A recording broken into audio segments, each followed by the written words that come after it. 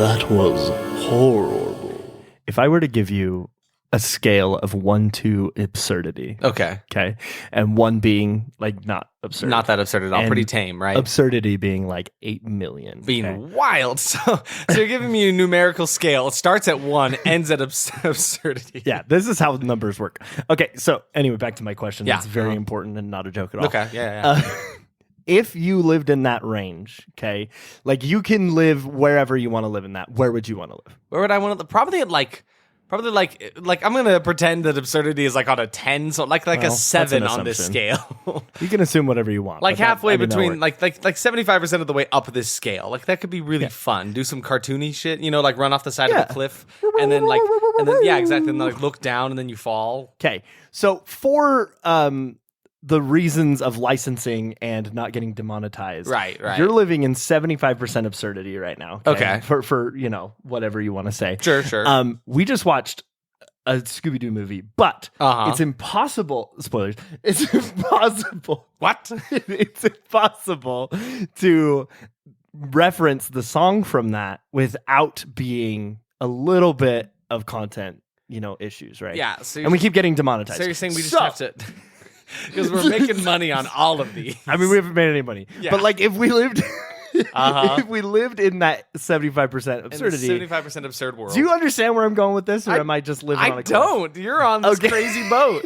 You're on crazy. I'm on land, Derek. You're on the boat, and I'm over here waving you away with a hanky. Wait, come here, Goodbye. baby. Come here. Goodbye. My lost love. Farewell on your crazy boat. You're on your The crazy widow's walk. train was sold out. We had to send him off on a boat. I thought about singing Crazy Train like Scooby Doo this there, but I didn't because I'm trying not to demonetize this. But Derek, I'm gonna need to I'm rolling rough in the rain, for the very rain.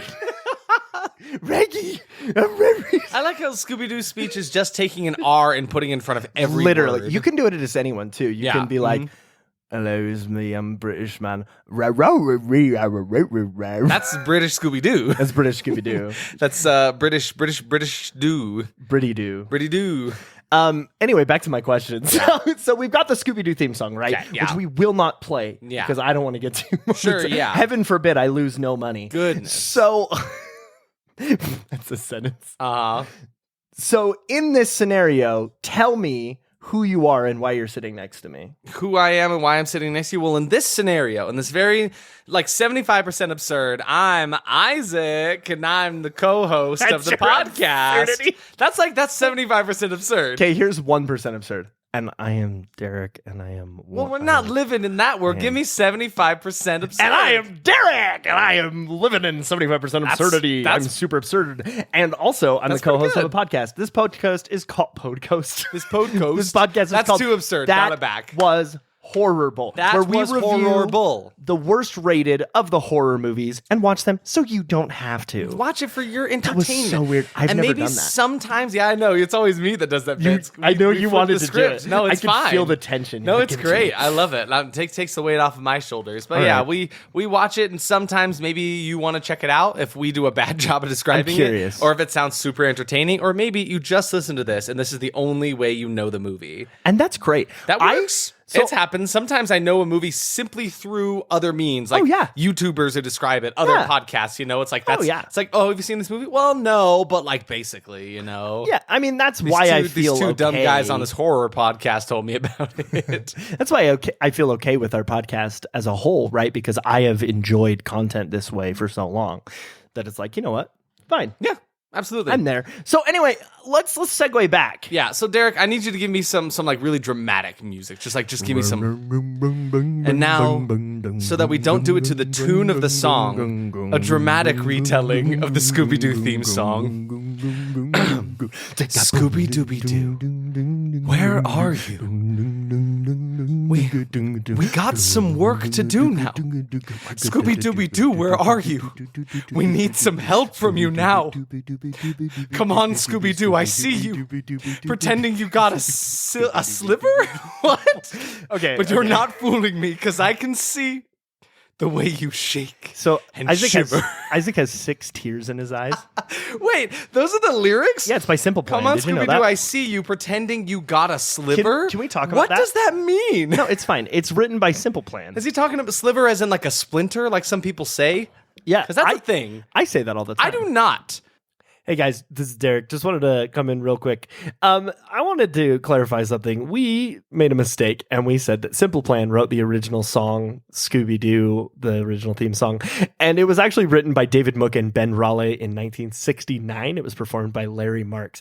Simple Plan did write a Scooby-Doo theme song later, but it was not the one we were referring to. Hey, listen, we're just guys who watch movies. We just sit on a couch, we watch movies, and we relay information to you. Thanks. Enjoy the episode. I'm not of that breed. I say splinter like a normal man. You're of the night breed. Of the night breed who say splinter. Splinter So v sliver. why on earth, Why on earth? Isaac Guy? Yeah, I'm Isaac Guy, Derek Guy, co-host of the podcast. Isaac Guy, co-host of the podcast. Why would we watch Scooby-Doo? Well, because fellas, it's like family-friendly horror. It is a romping good time with spooks. They got scary monsters in Ooh. it. Ghosts and goblins, knights. When were and the goblins? Pterodactyls. I don't know. Like, you could consider the skeletons like you don't know what they were skeletons of. Maybe they were skeletons of goblins. I mean, they only had one eye. Yeah. So And most goblins I've seen, they got 2 eyes. A goblin could have one eye. I don't know how goblins exist in the Scooby-Doo mythos, but it's scary. It's spooky enough. And they made 2 live-action ones. Well, okay, they made a lot more than that. Yeah, but they made 2 good. They made two watchable ones, There, yeah. I will say. Same word. Exactly, yeah. Starring some greats. I got Freddie Prinze Jr., Sarah Michelle Gellar, Matthew Lillard, Linda Cardinelli. I love her. Yeah, I she's love all great. of them. They're great. They were Um, wonderfully cast. They really were. Okay, but going But- back to the fact that Going Simple back to the Plan fact. wrote the What's New Yeah, Scooby-Doo. you were asking me why did we watch this movie? What does this have to do with Simple Plan? They wrote the theme song. That's nuts. I didn't know that until right like the now. OG one. Oh yeah, the Scooby-Doo. Whoa, whoa, whoa, whoa, whoa, whoa! Wow! Careful, I careful. peaked my microphone. I'm gonna have to go in and fix Scary. that. Sorry. So tell me about Simple Plan. No, I'm trying to think of a way to like sing that song. I guess you already did it, but I'm trying to think of another way. Because like we could. Scooby Dooby Doo, where are you? We got some work to do now. Oh whoa! Scooby Dooby Doo, where are you? See if we do it to the tune of a royalty-free song, we're okay. Okay. Yeah. Okay. What's another royalty-free song? Twinkle Twinkle Little Star. Scooby Dooby Dooby Dooby, where are you? What? We got some worky dooey now. Bum, bum, bum. Ree Ruby Ree Ree Rari. Do you think we can get demonetized if we sing it as Scooby Doo? Okay, do your best Scooby Doo impression. No, what? I don't know if everyone remembers. Probably not. There is like an episode 30 episodes ago where we started with like me and Isaac off camera, off phone, off microphone, Off the world. we're off doing the grid. Scooby Doo impressions for some reason. I don't know why. I sincerely don't really remember either, so And then your guess is as good as mine. In the episode, I was like, Isaac, do your best Scooby Doo impression, and it didn't have any context. And No. I still to this day can't listen to that soundbite without cry laughing. No, literally. I don't know why. It's not Just that because my funny. response is so genuine. He goes, What? and I literally go, what? Because it's like half of your brain is like, okay, Scooby Doo impression. Yeah. And the other half of your brain is like, no, what? What? Who Why is are you this asking man? me to do? Because that was like the first thing you said on the opening of that episode too. Oh my gosh, yeah. So anyway, your best Scooby Doo impression, please. So It's now time. It's like time. we've come full square, which is what full people square. always say. Yeah. And we've come full triangle at the same yeah, time. I've taken the time to process and think, and I'm ready for it. You ready? Yeah. Scooby Doo, ready? 1, 2, count me in. 7. Ricky. Ricky. That was me. This is terrifying. Okay, we're gonna have This a is- Scooby Doo off. Ready? This is a Scooby Doo off. yeah. 3, 2, 1. Ricky. This is nonsense. Nobody's gonna want to hear this. Oh wait, we're gonna get to.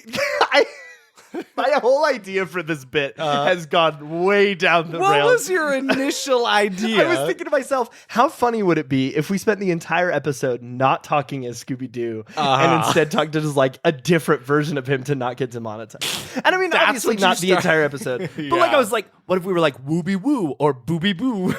Booby boo. Scary. Boo. It's like Ghost Scooby Doo. Yeah, he's booby boo. Boo. So anyway, Isaac came to me a little while ago. Hat in I hand. think it was like a week ago or Probably, something. And sounds right. He had a letter and his hat was in his hand and he was the Looked letter real was solemn about it. S. You just like had a big S. Yeah, I didn't really know what to do with it. But then Derek was holding a D, and I said, hold on, Derek. Let's put these bad boys together. What are we doing? I've had this S for years, and you've had this D since as long as I've known you. What are we going to do with these? Well, we put them together and we played Sonic at the Disco. Sonic at the Disco was a pretty good idea. That was a fun time. But then we also put it together. First we did DS, and then Wow, I Nintendo got some had our chili dogs. asses. Nintendo was on. Woo. It was like I mean, there's so many parodies of Sonic. It was like Sonic parody. It was like Sonic parody. Instead of like chili dogs, he liked lasagna. But then Jim Davis had some issues with that. Yeah, because he was of fine. the So then whole we had him Garfield eat thing. like Parmesan and just exclusively Parmesan cheese, and that didn't really work. The kids were coming home you're sick still from school talking. because they were eating Parmesan cheese by the bottle. By the bottle. By the bottle. You get Parmesan cheese out of bottle? Who No, I knows? guess that actually makes You could sense. do it. I guess a lot of people. No, that's Yeah, see, that's yeah. Okay, Coming into let my me house, drink telling my- me how to drink let me- my Parmesan cheese. I'm just gonna have my carbonated water real quick. carbonaro water. I've never drunk carbonated water. How is carbonated water? It's a good time. That was good. Very not- nice. Wow. Sound how fancy. We're big hotshot podcast guys now. You're We drinking drink carbonated Pepsi. water, and I'm drinking. Excuse me, Pepsi Zero sugar. Out of a bottle. Out of a bottle. Out of a bottle. Not out of a can. That's fancier than it was before. And I'm drinking carbonated water that is sparkling. Ooh. That is grapefruit flavor? Carbonated sparkling and a little grapefruit carbonated water? I'm caffeinated, I mean. I just consider carbonated water like spicy water all the time. That's what it is. Can I tell a story that happened to me today? Story time. Give it away. This kind of doesn't have anything. Well, it kind of has. Okay, so We'll find a way to connect it. It's fine. yeah, we'll segue. Yeah. That's usually what happens. Segue. Crap, now I have to find a way to segue. Okay.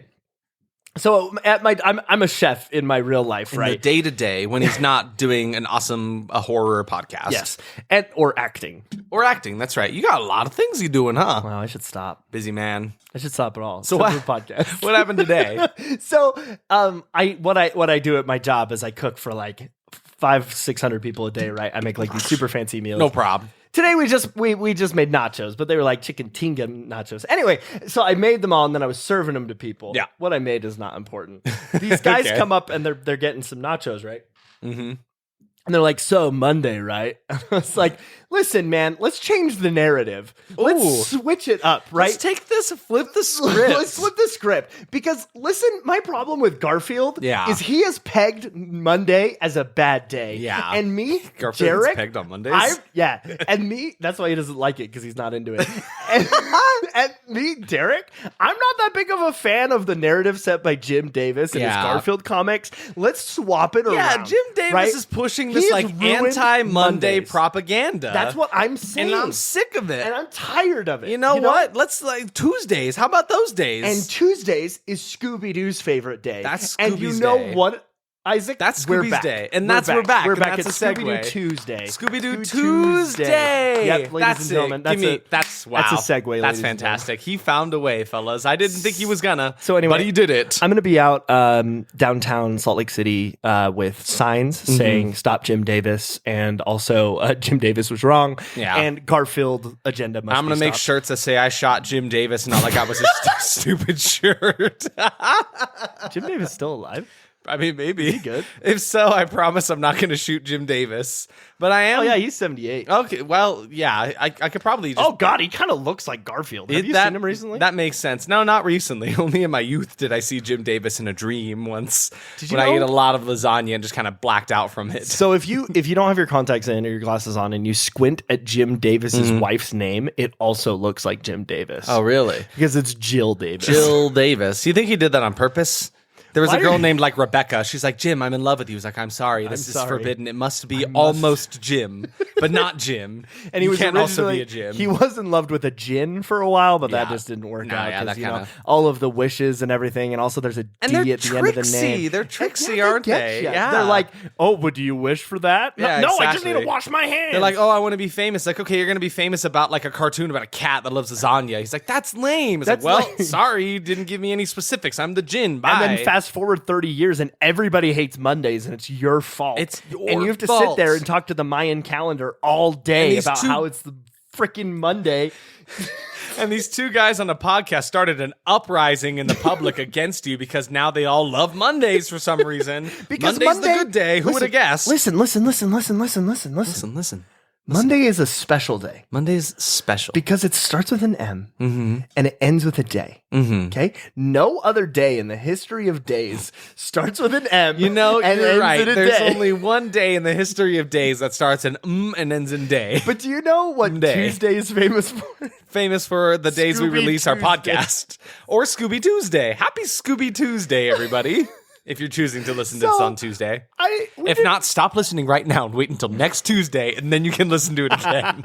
Only listen on Tuesdays. This is required by For law. this one specifically, Happy Scooby Tuesday. So anyway, catch us at the Ruby picket line. Tuesday. We will be boycotting all things Garfield until the Monday narrative has changed. Yeah. This is serious. This is not a joke. this is real. Because Mondays, You can tell by need to our be voices. respected. We're wearing suits right now. Can you tell by my business voice suit? I am in a track suit. No, I'm not a. It's close. I'm not part of the mafia. Well, I'm in my birthday suit, so that's a little awkward. That's why you're hiding behind the box. Exactly. Yeah, But the it box is- covers all. But it is a But box I'm gonna write set I love Scooby-Doo. Mondays on it. Very And now I'm good. ready. Now I'm ready for the rally. It's a box set of Scooby Doo. It's a box set of Scooby Tuesday. I keep trying to segue back, Oh my but I gosh. think like the segue's dead. We're segued. We're here. So tell me about Scooby Doo 2: Monsters Unleashed from 2004. Yeah, so we watched that movie, Scooby Doo 2, Monsters Unleashed, 2004. It was rated PG. It was an hour and 33 minutes. You know, like how I randomly do that. Really? Are Yeah, we it was. sure?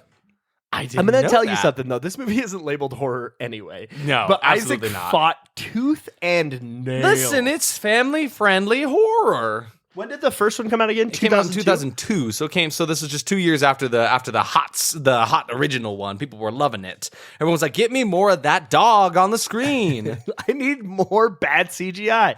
All right, so the Rotten Tomatoes score for this movie was 22 for the critics, Yep. and the audience score was 41. So not that much of a split. And if I'm not wrong, like the first one is also fairly low. The first one's only sitting at a 32, so it's really not that much higher, which is sad because like I watched these when I was a kid, and I thought they were pretty good. Yeah, I had a great time. Yeah, I liked them a lot. Like child. they sit well in my brain. I was kind of sad to come to them and see, oh shit, they're only at 32 and 22%. That's so sad. I think I was in like fourth grade when this movie came out, and Whoa. I remember watching it and thinking it was the best movie ever made. Yeah. So, Do you remember, where were you when you watched Scooby Doo with Buffy the Vampire Slayer in it? well, I didn't know who Buffy was yet, but then I grew up and I love Buffy. Yeah, what's with funny? a passion. What's funny is I've never actually like watched a lot of Buffy. I know. And I know everybody out Yeah. there who just went. I know, I'm sorry. I'm There were sorry, at everybody. least- I'm sorry. There were at least like 6 people. Yeah. Who were like, I How know. could you? I know Steve, my father-in-law. Yep. Friend of the He's gonna podcast. watch this. I'm sorry, He Steve. loves Buffy. He got me into Buffy. I've got nothing against got Buffy. me I just into never Buffy watched and it. That's Angel. the thing. I've just never gotten into it. But anyway, everyone knows Sarah Michelle gellar as Buffy. I have always known her as Daphne. That's who she is in my brain. And that's Daphneable. That's Daphne. Is there something there? So the letterbox score for this movie is 3.1. Daphne. The- Daphne. Daphnomo. Definitely. It's Defamable. It's definitely terrible. Bing, bang, boom. Send me $1 million. That's a great idea. Bing, bang, boom. Send me $1 million. Bang, bang, boom. Send me $1 million. This is my new catchphrase. That's what I deserve for every success in my life. Anything I do in my life. Bing, bang, boom. Send me $1 million, please. Will you go on with your facts? I'm done now. Sure. Letterbox was at 3.1, which is very high, by the way, for like these movies that we watch. That's a little high. Metacritic is at 34, and IMDb also high at 5.2. There is one that I need to mention, though. Is it the one that I mentioned to you yesterday? Even better. Even better than Even that better. one? Target rates this movie as 5 stars. Target knows what's up. Who? Anybody in the house a Target fan? Woo! Because everybody goes to Target for their movie reviews. Yep. If you search this movie on Google, I don't know if it'll do it for you because I'm mentioning it and Google changes everything based on what I say. That's true. So, but it shows up as one of the like recommended. So Google it, Isaac. I want you to see. Like every time you Google a movie, it will show you like the 3 ratings for it. And for some reason, this one is Target, Rotten Tomatoes, and IMDb. That's wild. Mine gives me IMDb, Rotten Tomatoes, and Common Sense Media. Common Sense Media. Common Sense Media, which only gives it a 2 out of 5. See, they're changing it. It's because it's Monday. It's the Monday propaganda. That's crazy. That's whack. There have to be. No, what's funny though is like on the topic of reviews, Google reviews gives it a 4.7. A lot of 5-star ratings on this actually. But then there's one, I won't read all of it to you because it's a novel to read it. It's but beautiful. There's like the top audience review is this one lady who's comparing this movie to art like Picasso, Leonardo da Vinci, Van Gogh, Shakespeare, and then talks about how it's like an eldritch movie about this god Shaggy. Should we dive into that at all? The fact that there was a meme about Shaggy being a god? Maybe in a minute, but I just went and read the one review. The only the 5-star review on Target, and it's like kind of wholesome. Really? But you could tell it was like an old woman. Oh, that's cute though. Let's give the people this. Come on. Oh, wait, it's actually very bad. Oh no. Never mind. I'm not going to read this. Oh no. It's actually kind of homophobic. I'm going to I'm going to move on. No, that's awful. I may have read it wrong, but I don't think I did. So anyway, I'm going to cut this from the podcast. 5-star review for the movie, but homophobic. Yikes. Yikes. Okay. Okay. Well, let's talk about, so Shaggy. Oh, Scoob. Scoob. Like you gotta like live in the voice crack. Like Scoob. I really like marijuana. Zoinks. That was not bad. That was pretty good. That was a pretty good zoinks. And then insert the like as they're trying to run away sound effect. Why have we started doing like Foley work now? Foley work. Yeah, I don't know. It's kind of fun though. Because people, it's more fun than us like watching us on a video trying to do movements instead. Like this is fun. This is fun for me. This is fun. What's that? I don't know. Something in Scooby Doo. Something Scooby Doo. It's a sound. So this movie had between $25 million and $80 million budget. That's a huge margin. Where in that is it? I don't know. I don't understand why movies have these huge margins. They're like secretive. They're like, we may have had 4 producers and all of them may have given us $20 million. They just don't like talking about the fact that the movie was like not super successful, I guess. How much did it make? $181 million. Okay. It made like $80 million in its first weekend. That's wild. Yeah. So it did pretty freaking well. It did pretty freaking well. Freaking well. It did like $9,000 average at every theater over its opening weekend, and it ranked number 1. Damn, grossing $84 million. That's in pretty North good. America. Derek, do you know what other movie was released this year? In 2002, the year of our Lord 2004, No. The Garfield movie with Bill Murray as Garfield, CGI Garfield, where for some reason he's the only CGI, like he's the only weird looking cat in the whole movie. There's other cats, there's dogs, there's a mouse that talks. And they do like the whole like mouth moving thing on the animals, which is fine. It actually didn't look that terrible, but he's the only one that's weird. And why? Even Odie was a normal dog. Can I talk to you for a second? I hate Mondays. Sorry. No, Sorry. Can I I'm talk resorting. to you? Look, it's getting to me now. Can I talk I'm getting to the whole Mondays. Can I talk again. to you at the side? Yeah, Can we let's talk. sidebar? Sidebar. Okay, Isaac. Yeah, what's up? Isaac, Yeah. I want this to be further from the mic for a dramatic effect. Okay, yeah. Will you be, like, further This from is the mic? dramatic. Can you? Yeah. Okay. But what if they can't hear us? No, they'll be able to hear us. Okay, yeah. And if they can't, I'll remove this bit.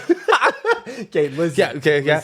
Listen. Mondays are good. Mondays are good. Remember when I put Mondays those are toothpicks in good. your eyes and put Garfield in front of it? Mondays and are then good. punched Garfield in the face and Bill Murray was loves just, Mondays. Garfield loves Mondays. Yeah, okay. Sorry everybody about that little side tangent there. Mondays. Isaac, you just like wigged out a little bit. It's okay I though. love Mondays. Why did we watch Garfield love for the podcast? We actually Mondays. Garfield autoplayed after after this movie. No joke. We're joking about Garfield this whole time, but it actually does kind of play because yes, Garfield autoplayed after we watched Scooby Doo 2. And you know, Bill Murray, he's just Garfield in real life. Really So though, it he just, does like, not have to works. do a lot of acting. He doesn't act. No. He just talks into a microphone. Yeah, they sent him a script and he just read it out loud. Probably like, to over the himself. phone. Yeah, honest though. So I don't know if he actually did, but listen, it seemed like he did. Scooby-Doo 2. So hold on. So just real quick, speaking of do you over wanna the talk phone about- and reading lines. Yeah, let's talk about Apparently it. there was an official project that was made by, I assume, Cartoon Network, Yeah, that was it was- aired on it was done by television, them and that Warner was a Brothers. Scooby-Doo parody of the Blair Witch Project, Yep. which was released in the same year. Like Blair Witch Project came out in 99, and then this aired on October 31st, on Halloween of the same year, 1999, October of January. Sorry, October 99. There we go. And it's kind of wild. It's good. Yeah, it's actually really surprisingly good. good. Because what did you tell me? They were the voice actors were in the studio recording for Scooby-Doo Zombie Island. Is that right? I think that's the one. But they couldn't get to the booth to record the lines for the Scooby-Doo project, is what it's called, because it's just the Blair Witch Project. Yeah, exactly. They couldn't get to the booth, so they called in and recorded all of their lines over the phone. And it sounded pretty good. But it sounded great. It's wild because it's like a mixed media thing where they actually have like camcorder footage of the woods. But then they're all animated. And then they have the cartoon characters over the top of it. I highly recommend going and checking it out. It's actually, the entire thing's on YouTube. It's pretty well made, just like really funny Scooby-Doo for them project. to do as a parody thing, like really well done. And it's a good like advertisement too, because Yeah. like parents can be like, "What is this? I want to know." And then they go and get terrified. Exactly right. Funny rest enough, is I just history. watched the Blair Witch Project recently too, so it's really good. So And how did it make you feel? everybody was fighting the whole time. That's yeah. sad. Yeah. Anyway, so this movie was directed by Raja Gosnell. What? It was written by William Hanna, Joseph Barbera, and James Gunn. James Gunn. James Gunn. With the two N's? So William Hanna, he made up, he created Scooby-Doo. Oh, okay, gotcha. I'm not going to poll like I did last episode with not knowing who created the IP. Yeah, I know this who time. made this? Yeah, okay. William Hanna was dead when this movie was made, but he created the characters of Okay. Scooby-Doo. Cool. He Thank you, William Hanna. He co-founded the company Hanna-Barbera. Gotcha. With Joseph Barbera. Gotcha. So, thank you, Hanna-Barbera. So it wasn't until that I found this information, I thought Hanna-Barbera was a woman. I didn't know that until right now. What? I thought Isaac saw a ghost. What? Yeah. It's because of William Hanna and who? Joseph Barbera. Joseph Barbera. So Hanna and Barbera. I Create thought Hanna-Barbera. Hanna-Barbera was a person. Yeah. What? That's Sorry. crazy. I'm blown. This is not a You joke. okay? This is not a bit. I did not know this. Do you need anything? Do you Nope. need to, I'm like, good. I'm good. I'm fine. I'm Do you clean. want to know that they also created like Johnny Bravo and I mean, that Tom and tracks. Jerry? Yeah. All Like of those, a lot of all of other those that were things. on like the offset of Cartoon Network called what was it, Boomerang? Something like Is that where that. they showed all those Yeah. ones? Yeah. Yeah, like in line with the Flintstones and stuff I like think that. they made the Smurfs too. and so the like, and the Jetsons. That's what it was. so anyway, that's got why William Hanna and Joseph Barbera are listed as writers because they Created the created the characters. Gotcha. In reality, James Gunn wrote this entire movie. Makes sense. So that's something. James Gunn, tracks, my man. son, my boy. He's not my son. I'm not related to James Gunn. I did not birth him. No. I think he's a good amount. He's 30 years older than me. I did not make birth to him. So, Did not make birth. Sorry, thank you everyone for listening. We did not make birth to James Gunn. but something I learned about James Gunn because I had to learn about him. Yeah. He did a bunch for Troma. Really? Which Troma did like Class of Nukem High and the Toxic Avenger, all of those, like the 1,000 movies or whatever. That's actually Wasn't that also Frankenhooker was also another one? Yes. Also within the Trauma umbrella. we just watched Frankenhooker and it was did. a wild fun time. I've never seen so many boobs in one movie. I've never seen so many boobs. I've never seen so many boobs. There was a period there. Not where they're supposed to be. There was a boob monster in that movie. Do you Yeah, remember there that? was. Anyway, so yeah, James Gunn, he has done a bunch of wild stuff, but knowing he came from Troma makes the rest of his career makes so much tracks. sense. Like absolutely. Because it like he does. helped write for 13 Ghosts, but he did the original Scooby-Doo. He directed the original Scooby-Doo. I thought he did. I'm probably wrong. No, it was directed by the same guy. Okay, cool. Raja Gosnell. But he did the screenplay for Dawn of the Dead. He did Slither, which Slither's a great movie. He did Super. I don't know if you ever saw Super. That it was a fun little movie. One he did do that I know you haven't seen is the Belko Experiment, which is a Belko Experiment. fantastic horror film. What? You all need to go see the Belko Experiment if you're okay with blood. If you're not okay with blood and gore, don't see so this movie. lots of blood and gore in this one, huh? It's the movie where there's like an office building that they shut all of the doors and like close all of the walls down, Okay, and then yeah. they have to fight to live. It's basically Whoa. Hunger Games in an office building, Gotcha, I see. but like way more violent. Anyway, I really like that movie, and I always forget James Gunn did it. that's crazy. Yeah, that's my what story. else? What else has he done for like the plebs among us who just know him for like the basic stuff he's done recently? Are you trying to get me to say Guardians of the Galaxy? Guy, that's the one. Yeah. I don't want to talk about that. And also the Suicide Squad. He did that one. I did really like his Suicide Squad. Yeah, his Suicide Squad, very enjoyable. But I now, really like James Now Gunn. he's the man who's in charge of all like DC now, is he not? I thought he's like so. completely Yeah. rebuilding That's the like universe. That's his thing. Yeah, He's so doing yeah. Peacemaker. Yeah, and- have fun, all DC fans. You got the guy who wrote Scooby-Doo and Scooby-Doo 2. He's doing, Which I'm saying is a positive thing. Yeah, his next movies are all DC stuff. He's doing Superman Legacy. That's what he's up to. So I mean, good for him. Yeah. What has the director done? Raja Gosnell. Is that who you're talking about? Gosnell, Is that who you're talking about? Yeah, that guy. He has done 14 directorial things. Total. And that is it. Wow. He started with Home Alone 3. Oh, And then okay. basically did Scooby-Doo and the Smurfs. Whoa. That's it. Whoa. Like the Yeah, live dude. action Smurfs Like movies? the live action Smurf movie. Why is he the guy that they call when they need to make a weird CGI live action hybrid movie? I don't know, but it seems like he's mainly an editor. Because he's okay. edited a bunch of movies. Like, Yeah. only up until 1995, but he did like Miracle on 34th Street, Mrs. Doubtfire, like Pretty Woman, like he was an editor for all of these famous movies, like Teen Wolf 2. Wow. Okay. You know? So like That's a lot of interesting. movies. Whoa, how Sounds low like is the that guy. rated? I never saw that movie. Did Teen you ever Wolf see Teen Wolf 2? The sequel? Did you ever see Teen Wolf 2? It's The spelled sequel to- T-O-O.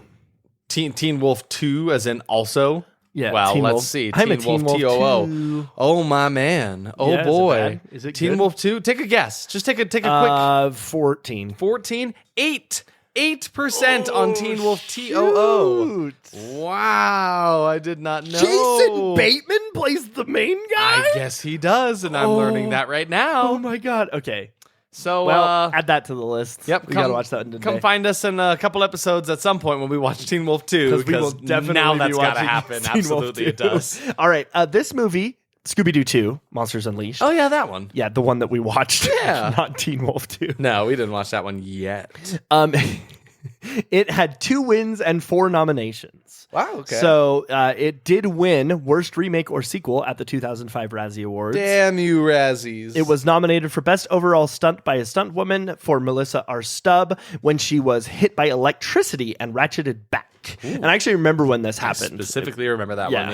Yep. She was only nominated, not won. Best Animation Family Film at the Golden Trailer Awards. That tracks. Nominated. Least Special Effects Least special at the Ooh. Stinker's Bad Movie Awards. Wowzers. It was also nominated for Worst Sequel, and then it won at the Stinker Awards Worst Resurrection of a TV Show, really, which I kind of disagree I with. very much I don't feel like disagree. that even like ruins what we're going to talk about through this episode. No. This movie was a fantastic adaptation of This a cartoon. movie knows its source material. Because So I feel well. like that's my, sorry to get on my Marvel high horse, but I feel like that's my biggest gripe with them, is they try to put everything in a very realistic setting and make it like a real world things and try to explain everything away. And it's like, comic books are weird, man. Weird shit happens to them. You don't need to explain everything and make it a super realistic thing, because that's what's happened with all of them, right? But in this, that's not the case. It really feels like it knows, like, we came from a cartoon and we are completely going to revel in that fun absurdity, right? Living in that absurd world. Yeah. Yeah. It's so strange. But yeah, I thought so. Honestly, I think it's a great resurrection of a TV show. yeah, I'm completely with you. Absolutely. So anyway, I think that's it. Do you want to read some reviews? We can read some reviews. I'd love to read some reviews. Right here, someone says, let's see. Let's just see. Let's get one that's more interesting than like one line. This guy, Richard Roper from Ebert and Roper, says, it's a rotten review, says, it's a terrible movie. The laughs aren't there. The stunts are stupid. There's no plot whatsoever. Oof. Vince Kohler of Entertainment Spectrum says, it is good to see another family film. Okay. Yeah. Good family film. Good, another good family film. Right, Yeah. right. A positive review here from Sarah Michelle Fetters from MovieFreak.com says, well, I am now quite positive pigs have started earning their wings and Beelzebub is down in Hades having a snowball fight for the impossible just happened. I sort of liked Scooby-Doo too. Jason Anderson from iWeekly has this rotten review that says, the first Scooby-Doo was a passably entertaining shambles. The sequel is just shambles. So the people are opinionated on this one. They really they feel heavily about the this people one. have opinions. What are your expectations? What are my expectations? You want to know about my expectations? Oh my God. This is garbage. Everyone's turned the episode off. They turned it off 20 minutes just ago. Just the two of us here right now. We're all alone. Oh my gosh. Let's talk about the Secrets of the Universe. Yeah. Did you know? Did you know? The reason no, sorry. Someone just turned it back on. Okay. Hey, everyone. So our expectations really for just generally my expectation for it was I'm pumped. I thought it'd be a fun time. What about you? Yeah, I thought I was going to have a great time. Mm-hmm. I thought it was going to be good, cringy fun. Yes. This is one of those where you sit down for the movie and you're like, okay, yeah, I'm going to have a fun time. I'm looking forward to it. Because sometimes you sit down to watch American Psycho 2 and you're like, my life is over. What is the meaning of anything? I want to go to bed. So anyway, first expectation is the effects will be better than a lot of movies we see today, or a lot of the CGI we see in movies that we see today. And that was, who knows how misguided that was. You'll find out. That was an expectation. That was an expectation for me, I was dog. on the other end of that spectrum. Oh yeah, what's your first the expectation? The effects will not have aged well. Oh, okay, yeah. So we're at odds here. We are.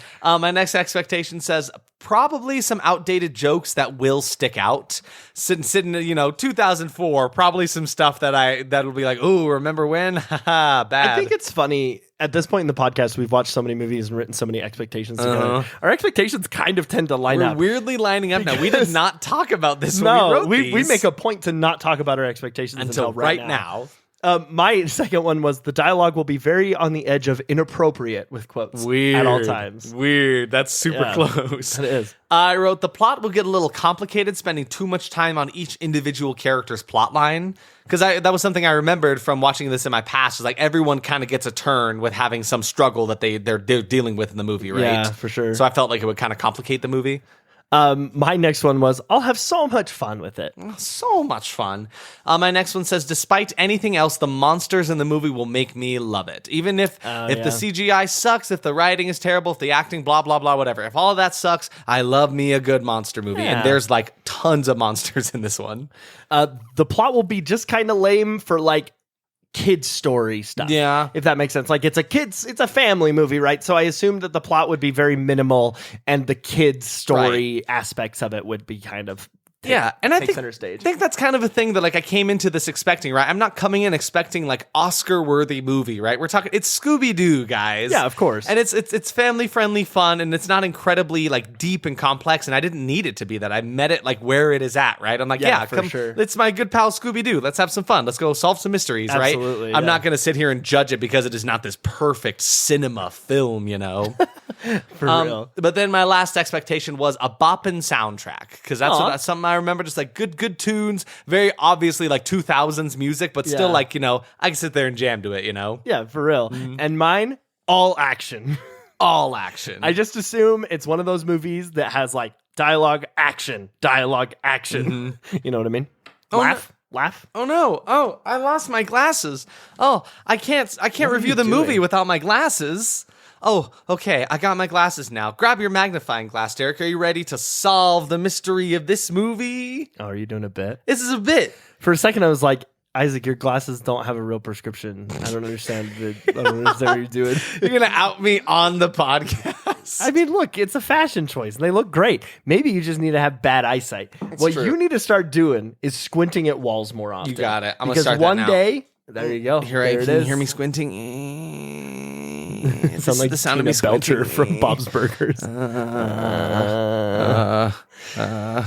are so many good actors in this movie. There are quite Let's a just few, jump in. Right? Let's do it. Yeah. Let's do it. Let's get into this mystery. So, good music already. It's got a fun sounding soundtrack. And also, Derek noticed, or like mentioned this throughout the movie, they do this little thing where throughout the entirety of the movie, in the scoring of the music, they do the little do-do-do-do-do-do-do, but in different ways throughout the entire film. And it's just clever and neat and subtle enough where you don't really notice it. Yeah. Like, it doesn't stick out to you, but when you hear it, you're like, oh, that's this little Scooby-Doo theme. I love that. It really does just weave itself in very, very well. Very, very well done. It kind of feels like a little Easter egg every time you notice. Yes, exactly. Who did the music for this one? Fun. What I was just looking at. Music by David Newman. David Newman. Newman. David Newman. He wrote the score for Anastasia. Oh, okay. Okay. So I trust this man. Yeah, he's done a bunch of stuff. He's Yeah. also done like Frankenweenie and the Flintstones Oh, and the yeah. Mighty Duck. Hell yeah. Ducks, The Nutty Professor, Bill and Ted's Excellent Adventure. Okay, yeah. So he's been around. This man's doing Yeah. good work. We're eating good because of this man. Great. Thank you, David Newman, filling us with good music. Yes. But I'm loving the colors so far. There's these deep like blues and greens. I literally just wrote, we're in for a good time. But it starts off with a shot of the city of Coolsville where they live, right? And there's a pterodactyl flying through the city. And Emily, your wife, just said, remember when like opening credits were fun? Yeah. Because it was just this sequence of this pterodactyl flying through the city as the names of all the people who worked on the movie are like flying towards you in this big green font. It was super fun. It was really fun. It's like back in the day when the title screens for movies on DVDs were fun and interactive, and they had people did like a lot of work on them. Mm-hmm. Like I will never forget the one of Shrek where it's like the Brady I Bunch, was right? just about to All of say, them are in their yes. little their squares talking to each other. Yeah, and then like Shrek 2 had those like interactive things that were like games hidden on exactly. it that you could go play. Or even like there was one Music videos. I think we already mentioned this maybe when we were talking about Saw, but there was one for Saw where like you got to go through this like trap room and solve little puzzles to get the behind the scenes features. Like so fun. That's pretty fun. And so like this felt in that similar vein, right? Where it's like the opening bet this credit had a sequence was very kick-ass fun. Menu. On Yes. DVD. Oh, it probably definitely did. Let's You buy it kidding on me? DVD. I gotta get Scooby Doo too. I probably have it at my parents' house, probably somewhere. Maybe go get it. But it's giving us very like good whimsical fun, and that's like from this opening sequence. I'm already feeling like these guys are very well aware where this came from. It's a cartoon, and people want to see that. We don't want this very realistic, gritty Scooby Doo, right? Yeah, maybe of some course. people do, and you go make that movie. That's I fine. mean, But this is Velma fun. exists, No, so. that's true. Oh God, you're right. We That don't does talk exist about that here, though. Anyway, so there's a grand opening of a new exhibit at the museum. It's called the Coolsonium, like the Smithsonian, Yeah. but in Well, it's called Coolsville. Coolsville. Yeah, exactly. But it's showcasing all of their findings from all of their cases, right? And the gang is like the mystery gang is famous. They're showing up in like the mystery machine, but it's a Hummer limousine. Like it's a super stretched out. Yeah, it was so fun. Yeah, so like they've all got their own little cliques of people that are like, "Oh my god, it's so good to see you." Freddie is like super into his fame, and I just like the fact that all of them have like their own separate little groups there. Like Freddie's got his people, Daphne's got hers, and then Velma's got like these nerdy girls with her, and then Shaggy walks up and he starts sniffing the air, and then he turns to see this group of like stoner guys. I'm like, oh, I forgot how subtle they made Shaggy like a big time stoner in these movies. Oh, yeah. Because in the first movie, he meets that girl on the plane. She's like, my name's Mary Jane. He's like, oh, that's my favorite name. It's like, oh, I get it. Because that's the clever kind of stuff where it's like, as a kid, I didn't think about that. I wasn't like, oh yeah, Shaggy smokes weed. Yeah, Shaggy. I was just like, oh yeah, Shaggy likes high. the name Mary Jane. What does that have to do with anything? You know, it's like that kind of subtle, clever stuff that'll completely go over a kid's head. Whoa, wait a minute. Okay, Yeah, hold on. Like as in marijuana. Are you realizing that just now? Yeah. Oh, Derek, do you need a moment? So you know that Alanis Morissette song? Yeah. It's What's the Matter, Mary Jane? Yeah. Oh. I'm just now making that connection. It's all coming I around. thought that was just about a girl. It's who making has had a hard sense. day. It's making sense. But in the crowds of the people that are like trying to swarm them as they're walking into this museum on this big opening day, there's this like shifty looking old man who looks angry at them and then walks It was away. Ray Romano's dad. Yeah, so he's there too. But anyway, the museum looks so cool. All of the costumes in there look really cool. So they literally just like the costumes of the people that they unmasked the whole time, right? Yeah. Super fun. Really enjoyed it. And then the actors playing all of the people in the mystery gang are incredible at bringing these characters to life. Even down to the voice acting of Scooby-Doo. Like it's Instantly all so they bring good. them together I and bring it loved to life. It's so fun. They just do so well at just they are not acting as these characters. They just become them. They are them, and it works, and it's super, super believable. And I love them for that. It's never once felt like cheesy acting. They're acting that cartoon characters. Somehow these people have made it work so well. So like props to all of them for doing such a good job with that. You can't help but love all of them. It's really just fun to watch. It's very fun to watch. If I don't know how it feels if you aren't a fan of Scooby-Doo, but like if you are a fan at all or know Scooby-Doo, then it's a lot of fun. It's great. But Velma's in love with Seth Green. Oh, yeah. Yeah, she sees him walk into the place. He's like the guy that owns the museum, I think, or something, or at least owns the exhibit. And he's like, hey, it's me. I'm Seth Green. My name is Patrick, I think is his name. It doesn't really I never wrote a name. I never wrote him down as Patrick. I always just said Seth Green is here. Yeah, I also did too. But yeah, he asks Velma to go on this date with him. She's like, oh no, I'm a nerd. I'm sorry. Mystery is my mistress. Yeah, that's what I was going to say that Yeah. line. It's such a fun line. Please say it.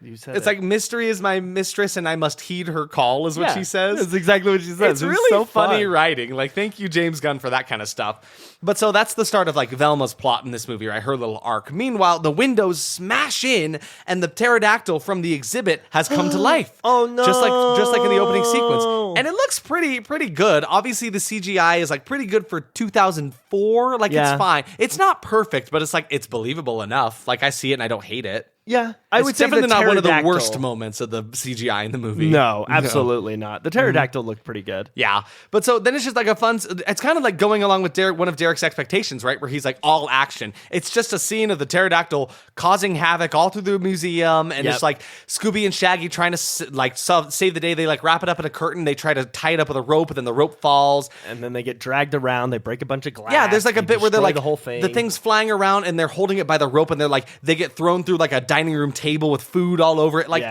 I'm really appreciating the cartoony whimsy that's done throughout the whole thing. Absolutely. And the sound effects are like completely ripped from the cartoon. It's great. Absolutely. This is one of the moments. I feel like the action scenes in this movie are where the CGI falter, because it was in this time where it couldn't decide if it wanted to look real or if it wanted to just like settle into the CGI of it.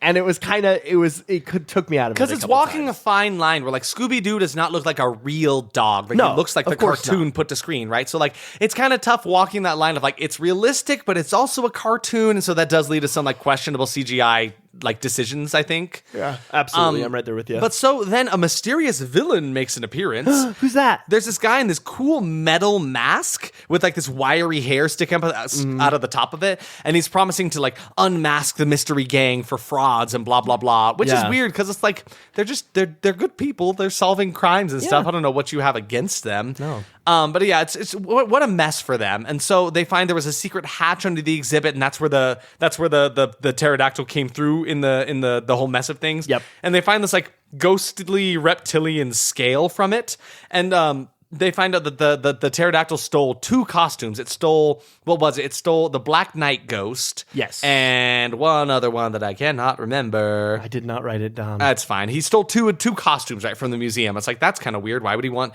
two of these specific costumes? What does he have to gain from this? But then some news reporter does like some awful expose, making them look real bad, making Shaggy and Scooby look like they were the bad guys here, like for messing it all up by not tying the ghost properly. Yeah. And that's kind of what got me here.